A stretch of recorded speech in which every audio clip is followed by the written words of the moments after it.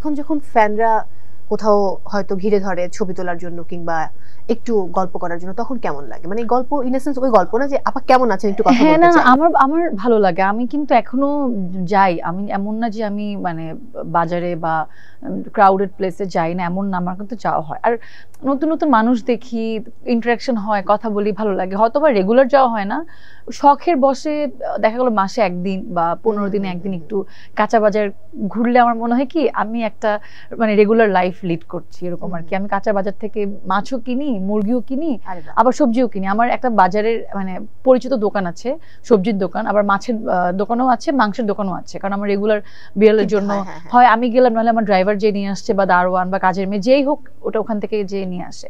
তো ওই আমাকে চিন, ওরা কেউ গেলেও জানে যে আমার জন্য, আর ওদের নতুন করে বলতে হয় না যে বিড়ালের জন্য মুরগি, আমি গেলেও আমাকে ওভাবে দিয়ে দেয় আর কি। তো আমার ভালো লাগে আসলে বাজারে গিয়ে কারোর সাথে দেখা হলে আমি নিজের থেকে জিজ্ঞেস করি যে কেমন আছেন, অনেকদিন পর আসছি।